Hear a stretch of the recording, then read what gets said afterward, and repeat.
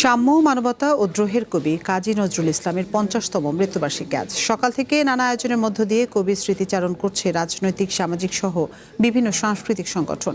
একই সাথে অনেক নজরুল ভক্তরাও জানিয়েছেন কবির সমাধিতে ফুলেল শ্রদ্ধা। নগদ নিয়ে এলো হার না মানা হার অফার। সর্বনিম্ন ১০,০০০ টাকা রেমিটেন্স নগদে পাঠালে থাকছে স্বর্ণের হার জেতার সুযোগ। বলবীর বল উন্নত মমশির, শির নেহারি আমারি নত শির ওই শিখর হিমাদ্রির। হুঙ্কার দেয়া এই কবিতা সহ কালজয়ী অসংখ্য সৃষ্টি যার, তিনি বিদ্রোহী কবি কাজী নজরুল ইসলাম। রক্তে যার বিদ্রোহ বইত, শিরে চলত সাম্যের গান। বাংলাদেশের সেই জাতীয় কবিরাজ ৫০তম মৃত্যুবার্ষিকী।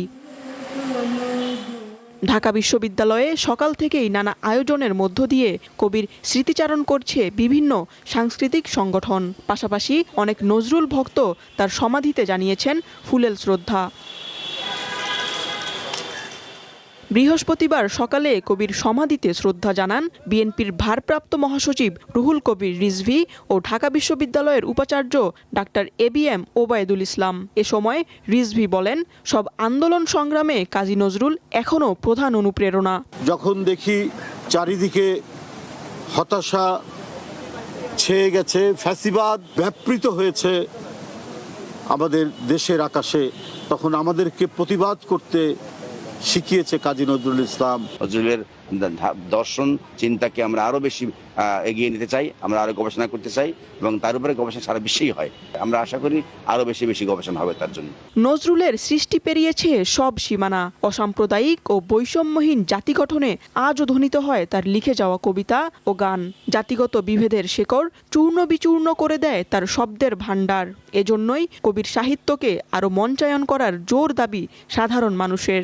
নজরুল কোনো সময়ের না, উনি সকল কালের সকল যুগের শ্রেষ্ঠ কবি। নজরুল একজন শুধু কবিই না, সে সংগ্রাম করে নিজেকে অনেকভাবে নিজের শ্রম দিয়ে, নিজের ক্ষুদ্র ক্ষুদ্র জিনিস দিয়ে সে অনেক কিছু সৃষ্টি করেছে। নজরুলের সাহিত্যটা এটা এখনও প্রাসঙ্গিক সব আন্দোলনের জন্য। এই জন্য আমি মনে করি নজরুলের সাহিত্য আমাদের চর্চার মধ্যে রাখা উচিত। কোনো প্রাতিষ্ঠানিক শিক্ষা ছাড়াই নিজেকে জ্ঞানের আলোয় আলোকিত করেছিলেন প্রেম ও দ্রোহের এই কবি। কলমের কালিতে ঝরিয়েছিলেন অগ্নি। এই যে ফুল, এই যে সম্মান, সবই একজন মানুষকে শ্রদ্ধা জানানোর জন্য, স্মরণ করার জন্য বাংলা সাহিত্যে তার অসামান্য অবদানের কথা।